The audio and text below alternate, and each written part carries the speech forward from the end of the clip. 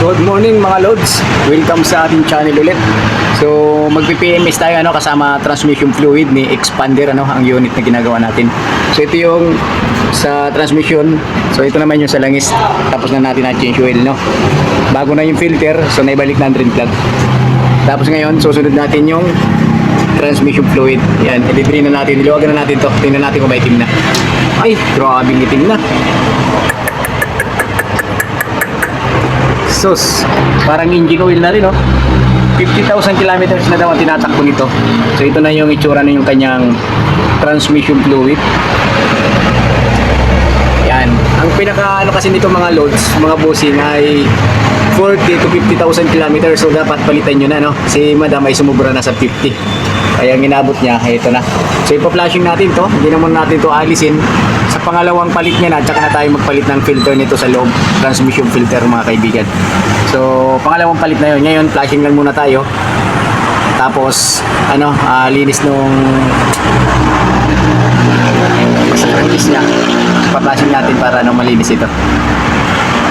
Expander Mitsubishi. Alright. Tapos ang lagayan pala ng fluid nito mga kaibigan, ito sa taas. Ito na yung ating special tools, flower. Tapos doon natin ito titirahin sa taas. Tayo ng extension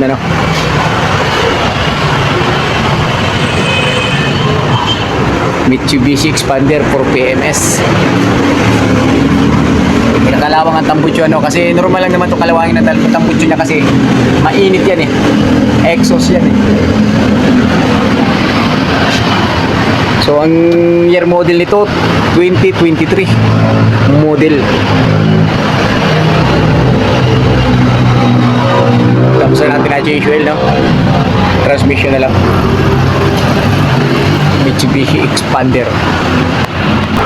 So ito mga kaibigan, kulay puti yan na expander na ginagawa natin PMS fully synthetic oil ang gamit ni madam.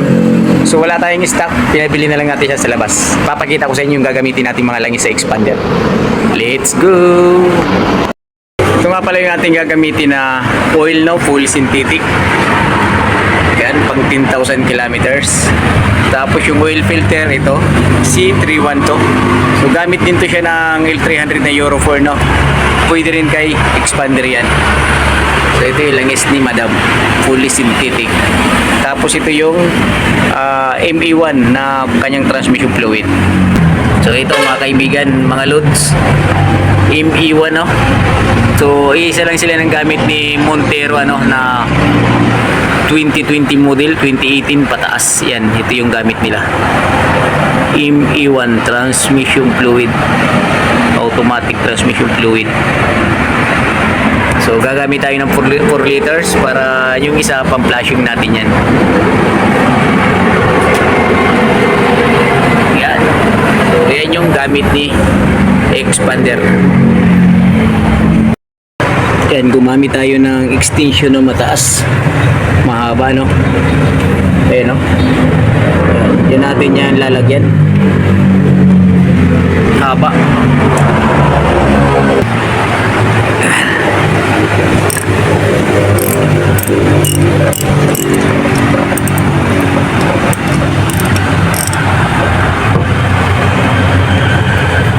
Lalim.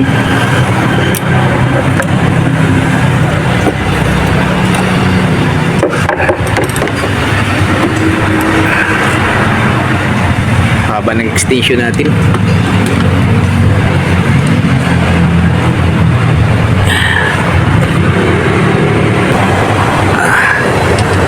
Ang haba ng extension. So dito lang talaga lagayan yan mga loads, mga idol. Yan, takip.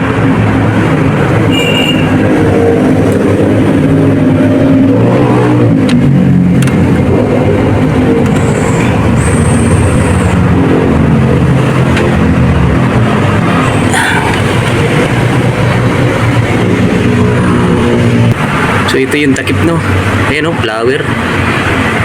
Kaya talagang special tools talagang pangtanggal dito. Ito. Yan ang pagtanggal natin sa transmission.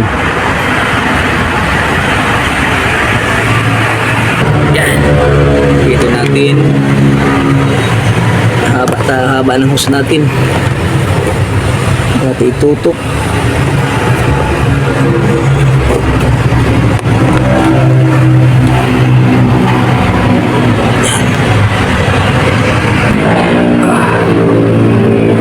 Asin natin.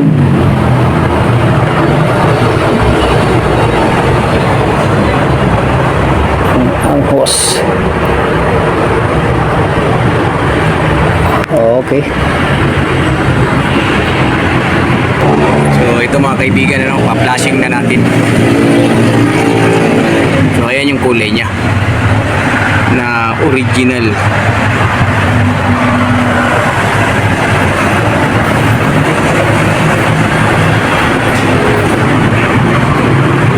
Kita nyo sa ilalim, dumadaloy ang dugo. So ganyan lang tayo mag-flashing dito mga lods, para lumabas yung dumi.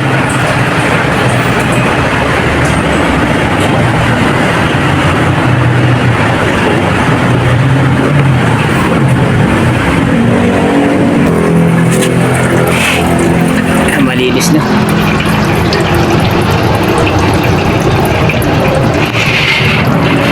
Dumi oh.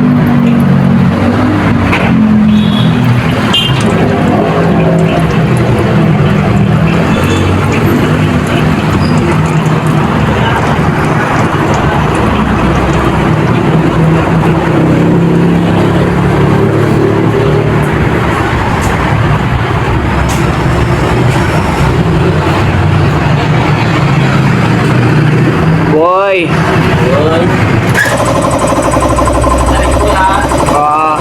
So ay balik na natin ang drain tag para masalinan natin ang bagong fluid. Okay. Sali na tayo ng transmission fluid.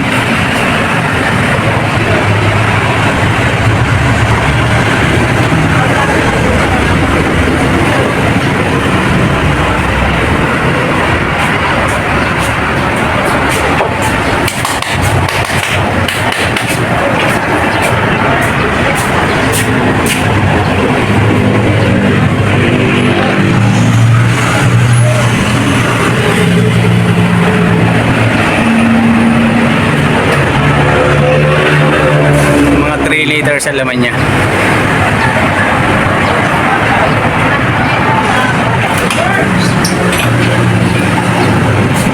Okay. Pangalawang litro.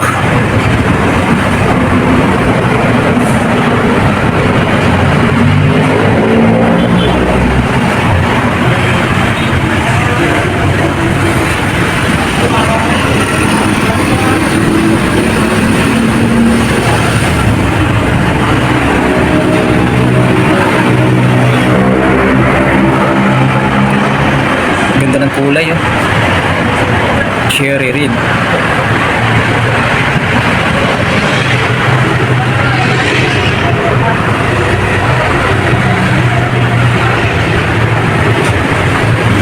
Two liters.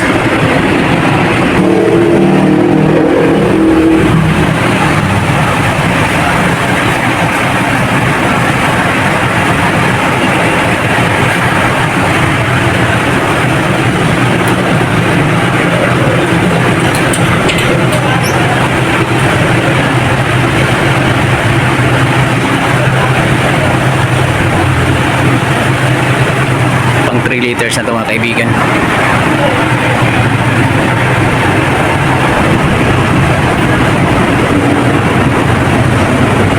So gawin natin 3.5 liters. So ito yung kalahati, no? Ubos na natin.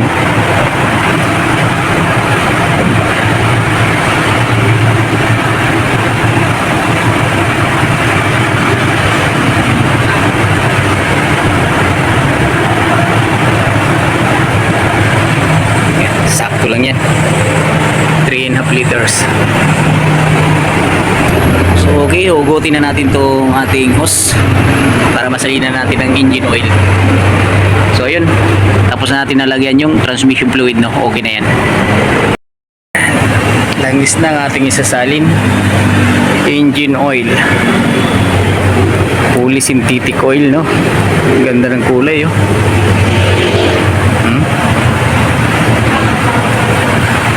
Gold.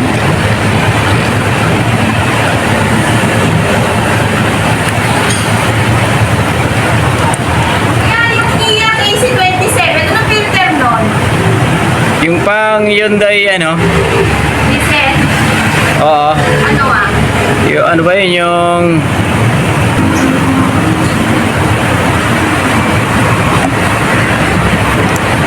Alright.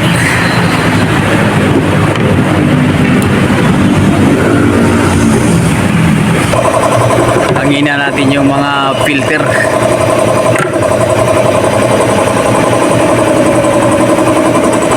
Yung cabin filter, malinis pa naman, kaya hangin lang yan.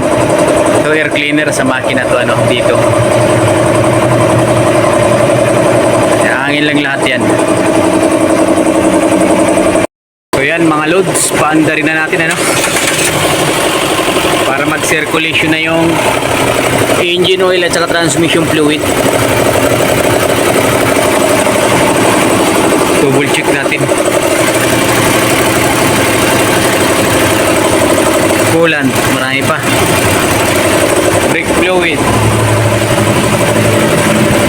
dami pa.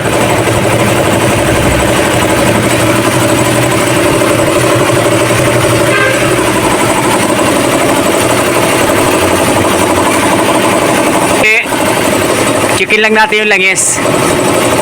Yung pinapatay muna natin ulit, no, para ma-check up natin yung engine oil niya kung sakto na talaga. Few moments later. Mga loads, magre-reset na tayo, ano. Titingnan natin dito ang routine maintenance required service. Pandarin muna natin, ano, para makita natin kung ating i-reset. So ayan, ano, routine maintenance required. So i-delete natin yan, ano. Bago natin i-delete, syempre siguraduhin muna natin na PMS, na change oil, na check up lahat. Off muna natin yung engine. Tapos dito mayroong sa left side ng info, pindutin lang natin, ano. Yan, pindut-pindut lang. Ayan, pag lumabas yung range na yan, long press mo lang, ano, mga kaibigan. Pag nag-blink, seconds, bitawan mo lang, tapos pindut-pindut uli. Ayan, clear na siya. Pag nag-clear, pindut-pindut lang uli. Hanggang sa bumalik sa icon yung parang dahon. Tapos start na natin. Subukan natin kung nawala na yung routine required maintenance service. So okay na mga kaibigan, ayos na, wala na. So ganun lang mag-reset, no, napaka very easy lang. So ganun lang, pindut-pindut lang, tapos siguraduhin muna natin na PMS na. Okay mga boss, so i-off na natin.